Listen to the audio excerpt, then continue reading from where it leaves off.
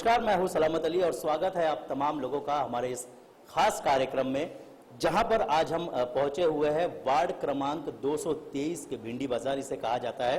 और यहां पर एक ऐसी कहानी देखने को मिल रही है जो अब तक तो सिर्फ फिल्मों में और कहानियों में सुनी गई थी, लेकिन आज ये असल में देखने को मिल रहा है। आपको बता दें कि अक्सर देखा गया है कि बाप का जो सपना होता है, पिता का जो सपना होता है, वो उनके बच्चे पूरे करते हैं।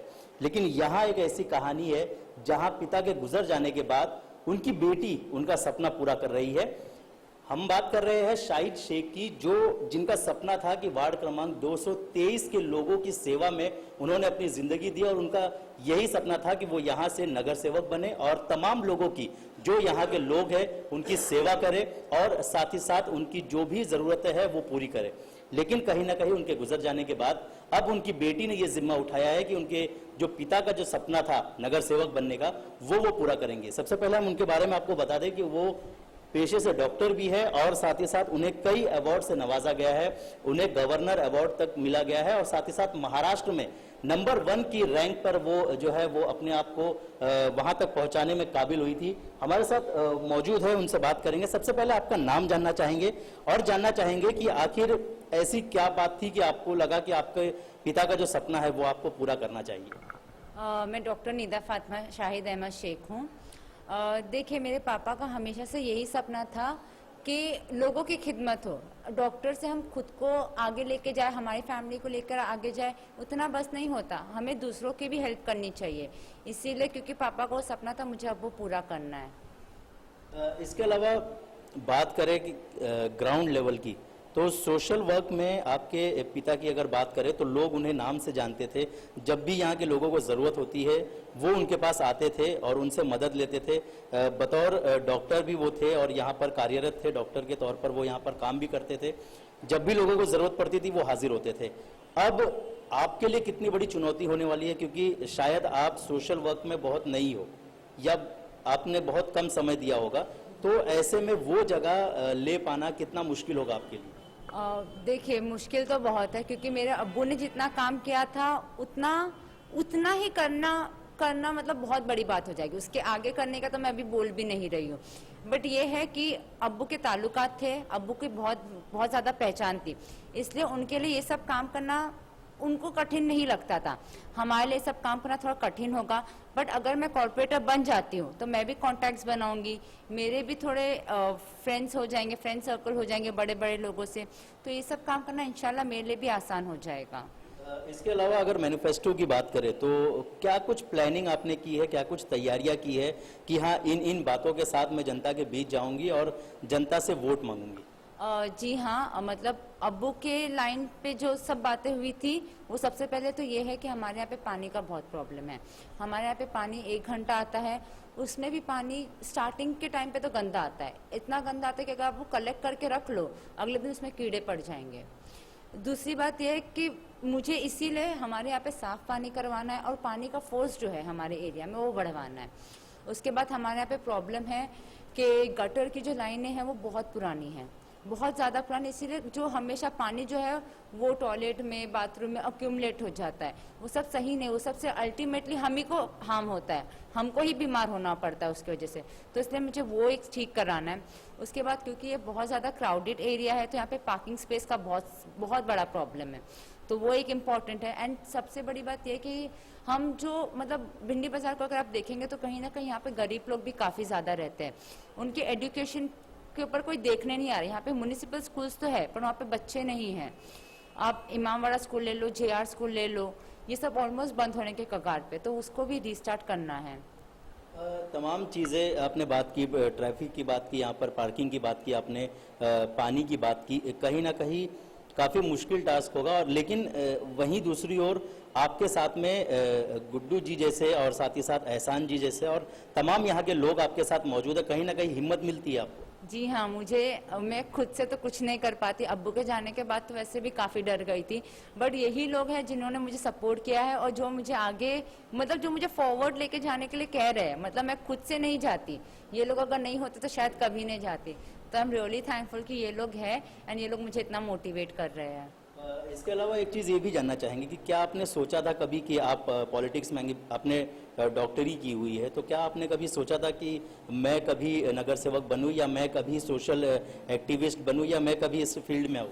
नगर सेवक का तो कभी नहीं सोचा था, बट सोशल एक्टिविस्ट हमेशा से सोचा था, क्योंकि अब्बू हमेशा से यही सिखाते थे। मतलब जब हम बहुत छोटे थे तब भी अब्बू हमेशा यही बोलते थे कि पहले तो आप लोग अपनी पढ़ाई कंप्लीट करो, और पढ़ाई करने के बाद जब आप उस लायक बन जाओगे तो सिर्फ अपना अकेले का मत सोचना, सबको साथ लेके चलना। इसके अलावा अगर आपके अब्बू की बात करें तो कई बार घर में बातें होती होगी, नगर सेवक को लेकर उनका एक सपना भी था कि वो नगर सेवक बने, तो क्या कुछ बातें आप लोगों के बीच होती होगी, उसको कुछ एक अंश आप बताना चाहें? मतलब बातें तो होती है, पर हम लोग हमेशा यही मानते हैं कि जो भी होता है वो अच्छे के लिए होता है। अगर अब्बू नगर सेवक नहीं बने थे तो उनके अच्छे के लिए था, और अगर मुझे अब ये अपॉर्चुनिटी मिल रही है तो इंशाल्लाह मेरे अच्छे के लिए होगा। चलिए, इसके अलावा हमारे साथ एहसान रेहान जी मौजूद है, जो कि एक बिजनेसमैन भी है, साथ ही साथ फैशन इंडस्ट्री से भी ताल्लुक़ रखते हैं। एहसान रेहान जी, सबसे पहले तो बहुत बहुत स्वागत है। और क्या क्या कहना चाहेंगे, शाहिद शेख की कहीं ना कहीं कमी खलेगी इस अवार्ड में? सबसे पहले तो मैं निदा शेख को मुबारकबाद देना चाहूँगा कि उन्होंने इतना गवर्नर का हाथों से अवार्ड जीता है, जो कि हमारे महाराष्ट्र में टॉप आई है डॉक्टरी में, और ये हमारे महाराष्ट्र के लिए गर्व की बात है, बल्कि महाराष्ट्र ने पूरे हिंदुस्तान के लिए गर्व की बात है। और दूसरी चीज़ है कि अभी उनके फादर का जो ऐसा मसला हुआ है, और हालांकि मैं इस लड़की में हिम्मत टूटते हुए नहीं देख रहा हूँ, बल्कि हिम्मत बढ़ते जा रही है, और जो इनके फादर का सपना था और वो इंशाल्लाह पूरा करेंगी। और जिस तरह से ये इसमें पूरे महाराष्ट्र में नंबर 1 आई है, तो ये अगर कॉरपोरेशन में भी आती है तो नंबर 1 आए और नंबर 1 काम करे, और अपने इस इलाके के लिए, लोगों की भलाई के लिए काम करे। और मुझे उम्मीद है कि ये, जहाँ तक मैं इनसे मिला हूँ, तो ये नेचर वाइज भी अच्छी है और अपना काम भी ये ऐसे अच्छे से करेंगी, मुझे उम्मीद है। इसके अलावा एहसान जी, आप एक एनजीओ से भी ताल्लुक़ रखते हैं, सोशल एक्टिविस्ट में भी, सोशल काम में भी आपको देखा गया है। कितना डिफ़िकल्ट होगा इनके लिए नगर सेवक का ये जो लड़ाई है वो जीत पाना, क्योंकि ऑलरेडी बाकी जो कॉम्पिटिटर्स है वो एक्सपीरियंस्ड है, ऐसे में एक नया प्लेयर मार्केट में आ रहा है, तो कितना डिफ़िकल्ट होगा इनके लिए भी? ये तो यहाँ के लोगों पे डिपेंड करता है, और यहाँ के लोग ही फैसला करेंगे। और जहाँ तक इनका बारे में मैं कहना चाहूँगा कि मुझे उम्मीद है कि लोग इन्हें ही कहते हैं ना, मेजॉरिटी के साथ जिताएंगे, क्योंकि यहाँ के लोग उग चुके हैं, या सिटिंग कॉर्पोरेटर या जो भी है यहाँ पे, तो वो चाहेंगे कि कोई ऐसा एक यंगस्टर आए और हमारे इस मोहल्ले के लिए अच्छा काम करे।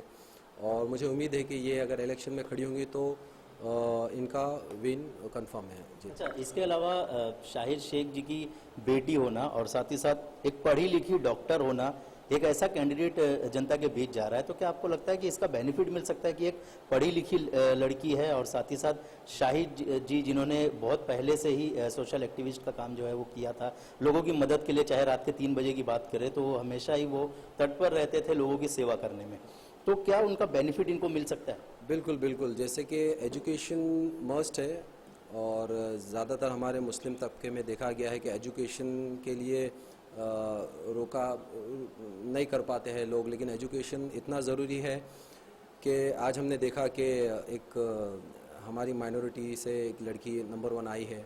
तो एजुकेशन इसलिए इम्पॉर्टेंट है कि ये हर चीज़ को इम्पोर्टेंस दे सकती है।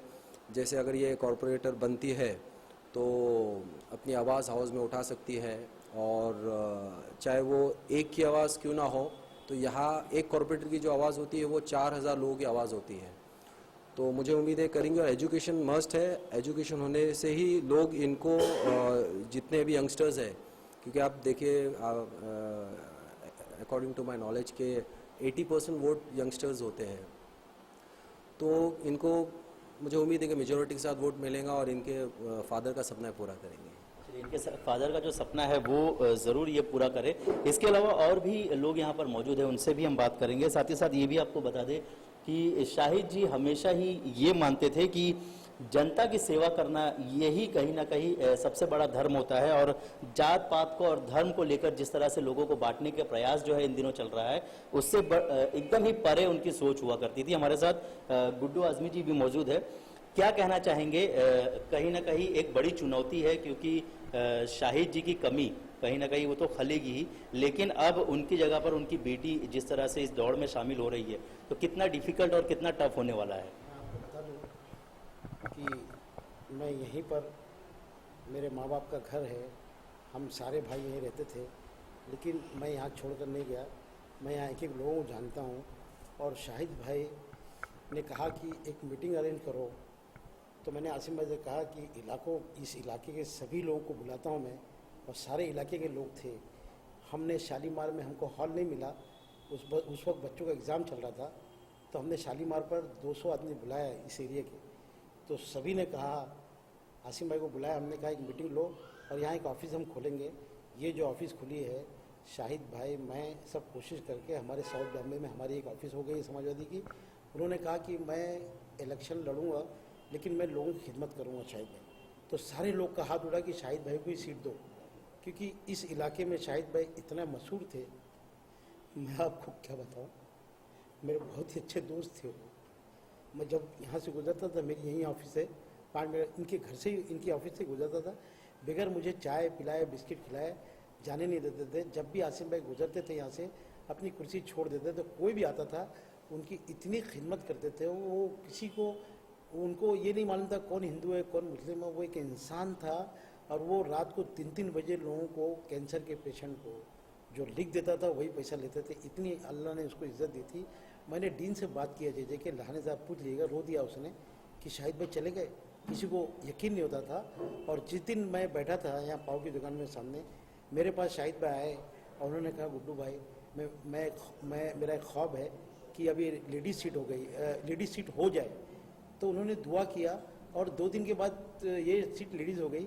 तो आसिम भाई ने फ़ोन किया शाहिद भाई ने कि मैंने दुआ किया था, ये सीट लेडीज़ हो गई, तो मैं मेरी बच्ची को लड़ाऊंगा, अगर मैं नहीं लड़ पाया आज तक। लेकिन उन्होंने जो खिदमत किया है, तो एमएलए क्या करेगा, कॉरपोरेटर क्या करेगा, अपने जेब का पैसा लगा के। मैं आपको एक बात बताऊं, एक आदमी को हार्ट अटैक हुआ, उसका भाई खड़ा था, वो उन्होंने पैसा नहीं लगाया, इसने 1.5 लाख रुपये कहीं से ला के लगा दिया। तो मैं तो उसको सलाम मारता हूँ। और जब उनकी याद आती तो मैं खुद ब खुद मेरे आंखों में आंसू आता है।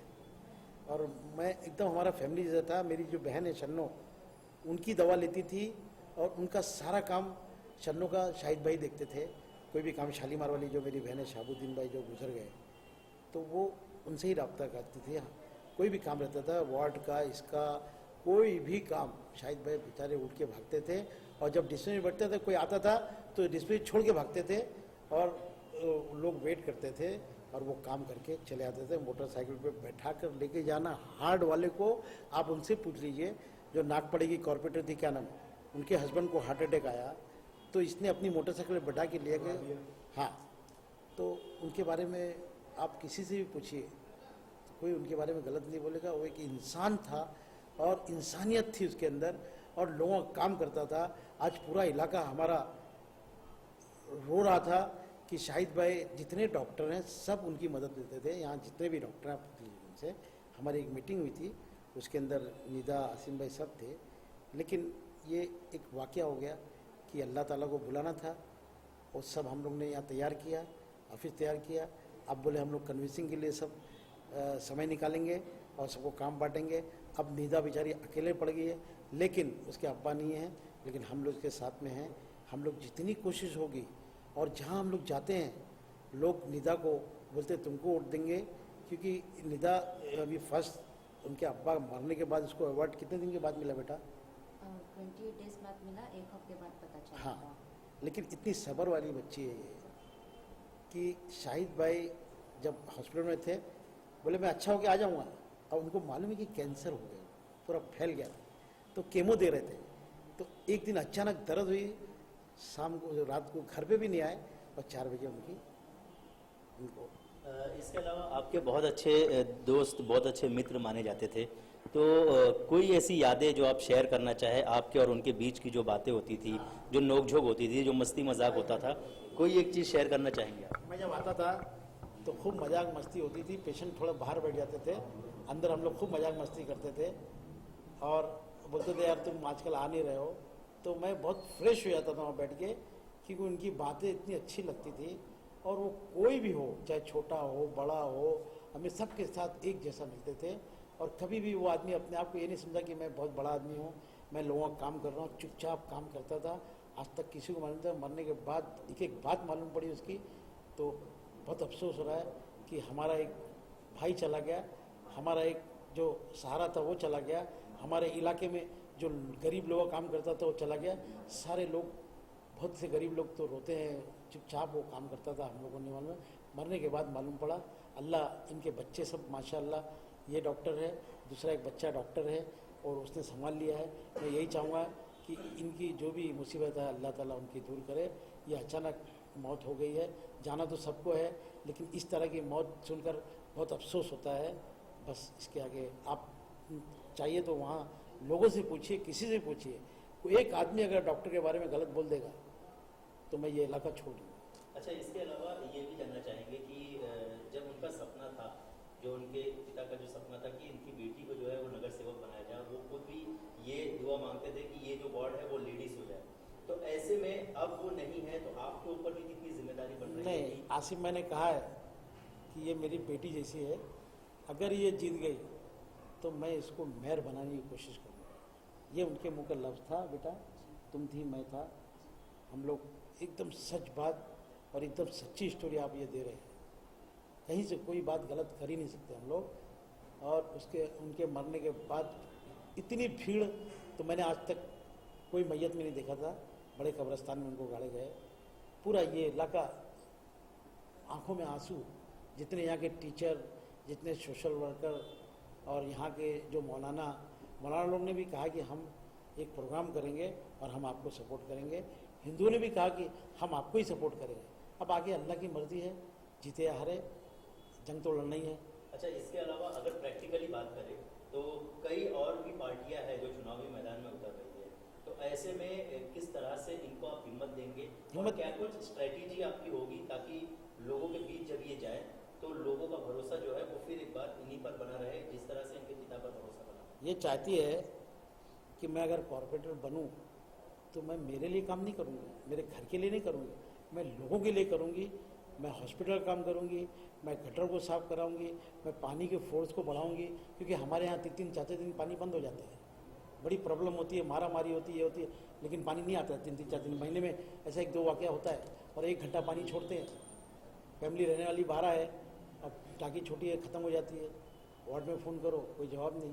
तो वो सब हम अच्छा गार्डन बनाना चाहते हैं, यहाँ पे अच्छी तालीम देना चाहते हैं, उर्दू मीडियम में बच्चों को लाना चाहते हैं। इमाम बाड़ा स्कूल पूरा खाली था, लेकिन माशाल्लाह आज रईस शेख की मेहनत से पूरा इमाम बाड़ा पूरा बन गया, बच्चे भी आ गए हैं।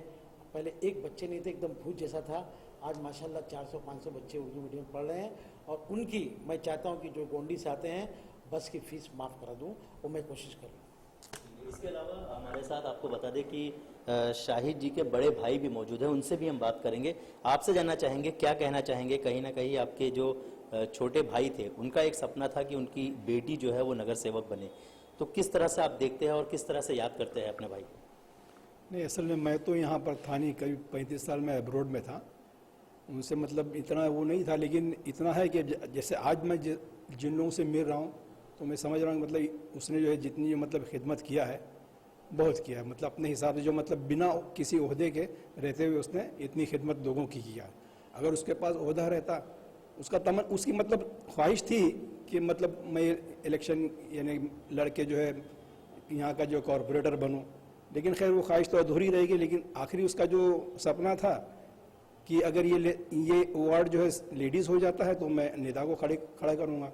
निदा मतलब रहेगी, काम तो वही करेंगे पीछे से, पूरा मैंने फुल्ली सपोर्ट वो करेंगे, लेकिन बस ये अचानक इंतकाल होने की वजह से ये रहेगा। लेकिन खैर मैं निदा को मतलब ये करता हूँ कि निदा में इतनी वो स्पिरिट है, फाइटिंग स्पिरिट है, लड़ सकती है वो जो है किसी भी मामले में, हर जगह जो है बोल भी सकती है, फाइट भी कर सकती है। और उसने जो जूडो भी सीखा हुआ है, मुस्लिम इसके अलावा ये भी आपसे जानना चाहेंगे कि अब निदा के पिता जो है वो नहीं है, तो कहा जाता है कि जो पिता के बड़े भाई होते हैं वो उनकी जगह ले लेते हैं, तो कितनी क्या कुछ राय आप अपनी बेटी को देना चाहेंगे कि किस तरह से वो आगे अपनी ज़िंदगी बिताए, और साथ ही साथ क्योंकि चुनावी मैदान है, एक्सपीरियंस नहीं है, एक्सपीरियंस के मामले में बहुत कम एक्सपीरियंस है, तो ऐसे में आप क्या राय देना चाहेंगे उन्हें कि किस तरह से उन्हें तैयारी करनी चाहिए? तैयारी असल में यहाँ तो पॉलिटिक्स में जो भी नया आता वो नहीं रहता तो इसी तरह वो भी रहेगी। और मैं समझता हूँ कि उसके जो एजुकेशन है वो उसके जो सपोर्ट करेगी उसमें, और इंशाल्लाह मेरा ये मतलब वो है कि वो अगर इलेक्शन जीत जाती है तो इंशाल्लाह वो करेगी, फाइट है उसमें, फाइटिंग स्पीड है। मैं बताया कि फाइटिंग से उसने मतलब जो है अपने अब्बू से जो है सीखा भी है, तो जो उनके अब्बू ने किया वो भी कर सकती है।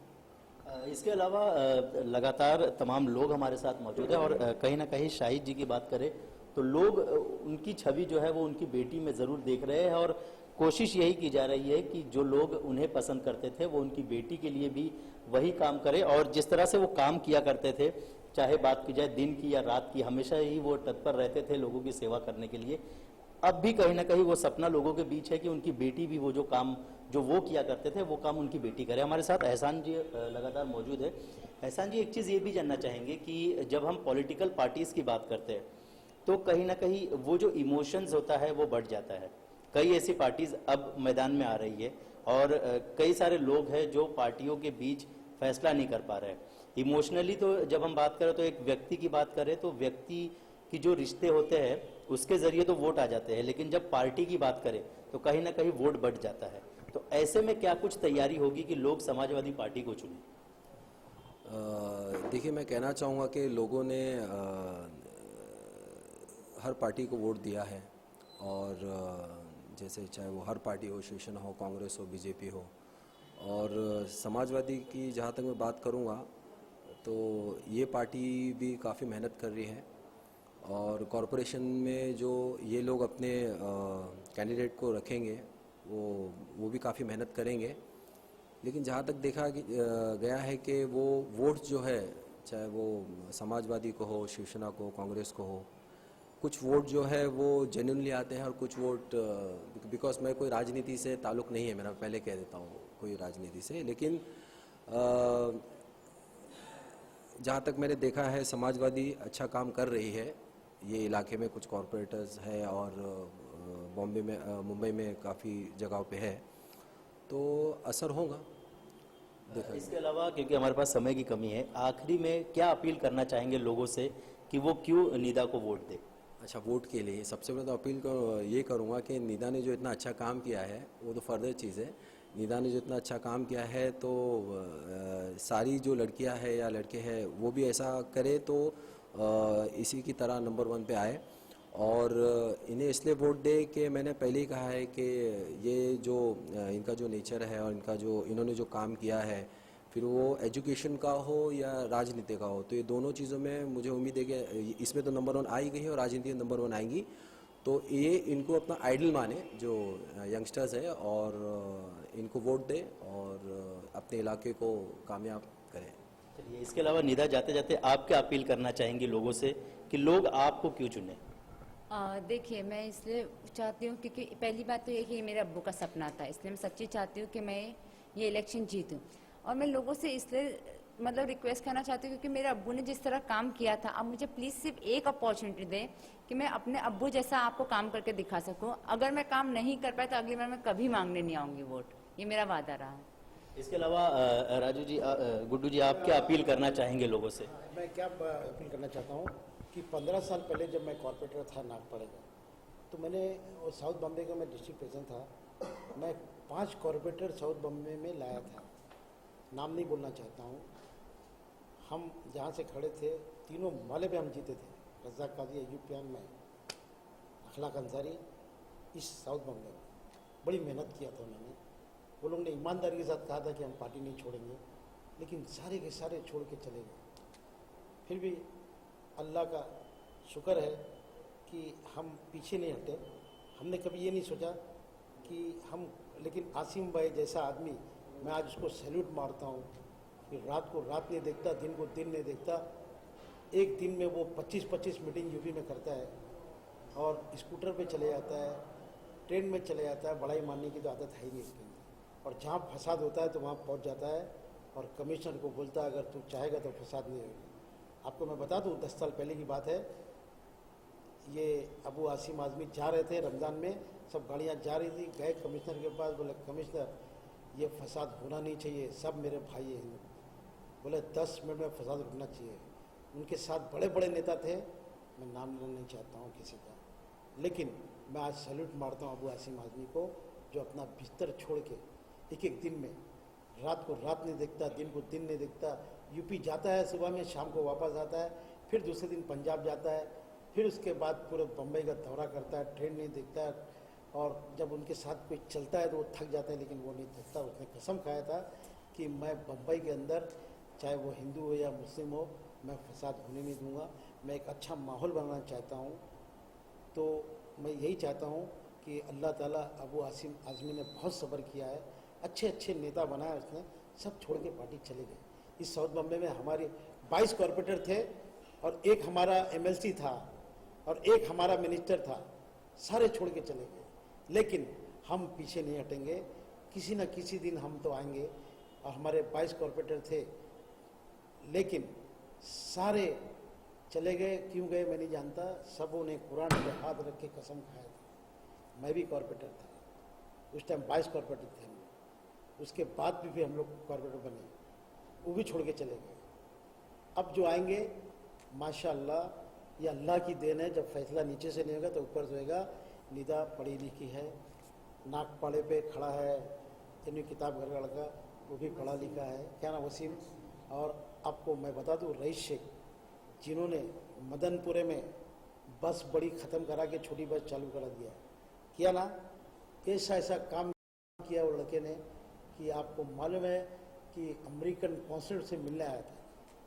काम कर रहा है, कभी किसी से 1 रुपया लेता नहीं है, कोई बदनामी नहीं, मंदिर बना रहा है, मस्जिद बना रहा है, दरगाह बना रहा है। आप गोंडी जाके देखो, पूरी शक्ल उसने चेंज कर दिया है। लेकिन वहाँ की सीट लेडीज़ हो गई तो मदनपुरे में आया और अयूब प्यार ने पूरा भरोसा दिलाया है कि मैं अब नहीं खड़ा हूँगा, लेकिन मैं इसका वैसे ही साथ दूंगा जिस तरह मैं खड़ा था। और मेरी सारे लोगों से बात थी, वो सीट तो जितना ही जीतना है। और इस सीट में थोड़ा सा हमको प्रॉब्लम ये होगा कि हम बहुत सालों से यहाँ खड़ा नहीं किए थे कैंडिडेट, 15 साल से हमारा कोई कैंडिडेट खड़ा नहीं था। अब हमारी ओरिजिनल सीट आई है तो अब हम खड़ा कर रहे हैं। अब सामने वाले वो जीते या हम जीते, अल्लाह ताला जिताएगा। हम किसी के बारे में कुछ बुरा नहीं जा, हमारी मेहनत होगी, ईमानदारी होगी, सच्चाई होगी और हम अच्छा काम करेंगे तो हमको कोई नहीं हरा सकता। जय हिंद, जय महाराष्ट्र। कहीं ना कहीं तैयारी जो है वो किस तरह से चल रही है समाजवादी पार्टी की वार्ड क्रमांक 223 में भिंडी बाजार में, ये हमने देखने की कोशिश की।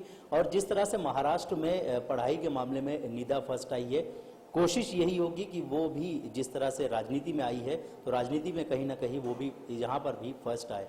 फिलहाल हमारे इस खास कार्यक्रम में आज के लिए बस इतना ही। तो मुझे यानी सलामत अली और मेरी पूरी टीम को दीजिए इजाज़त। नमस्कार।